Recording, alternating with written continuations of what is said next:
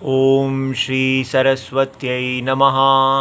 षट्षष्ठी कक्षा। विषय दश लकाराः, तीसरा भाग। इसमें आज हम लट लकार करेंगे। अब हमने देखा है कि हमारा समीकरण शब्द बनाने का फॉर्मूला क्या है। कोई भी शब्द प्रकृति और प्रत्यय के दो भागों में बटा होता है। जैसे हम आख्यातम क्रियापद को लेते हैं तो प्रकृति धातु होती है और सबसे पहले उसमें ल अर्थात लकार का प्रत्यय जोड़ा जाता है। हमने देखा है कि लकार 10 होते हैं। लट, लिट, लुट, रिट, लेट, लोट। ये टित लकार कहते हैं जिसमें ट इत हो। ये सब ल है, ठीक है। सामान्य इनके लिए एक लगाएं तो हम कहेंगे ल, ये सब। लेकिन विशेषता क्या है? ये लट है, ये लिट है, ये लुट है। तो 6 टित लकार हैं और 4 ङित लकार हैं। लंग, लिंग, लुंग, लिंग, ये हम देख आए हैं। तो 10 लकार है। अब इसमें से कब कौन सा चुना जाता है? तो सबसे पहले हम लट को देखते हैं। धातु से लट प्रत्यय कब होता है? तो उत्तर है वर्तमान अर्थ में। होते हुए धातु से लट प्रत्यय बाद में होता है, ठीक है। पहली क्या चीज है? वर्तमान अर्थ में। धातु वर्तमान अर्थ में होता हुआ होना चाहिए। अर्थात आप निश्चय करते हैं जब कि मैंने धातु को वर्तमान अर्थ में प्रयोग करना है, तब आप धातु से लट प्रत्यय को उसके बाद में जोड़ते हैं।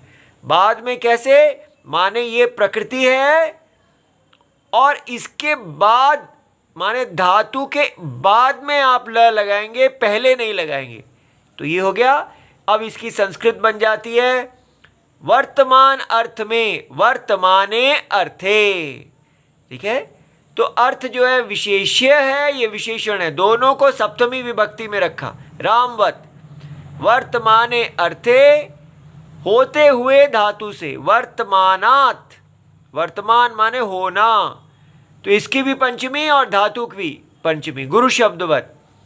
तो वर्तमानात् धातो लट प्रत्ययः परः च बाद में और बाद में होता है, ठीक है। इस प्रकार आप इसकी वृत्ति बना लेंगे। अब इसकी संधि को जोड़ देंगे। वर्तमानेर्थे, वर्तमानात् धातोर, ये र हो जाएगा, लट प्रत्ययः परश्च भवति। तो ये आपको समझ में आ गया कि वर्तमान अर्थ में होते हुए धातु से लट प्रत्यय बाद में होता है। वर्तमाने अर्थे वर्तमानात् धातोर लट प्रत्ययः परश्च भवति। ऐसा याद कर लेना।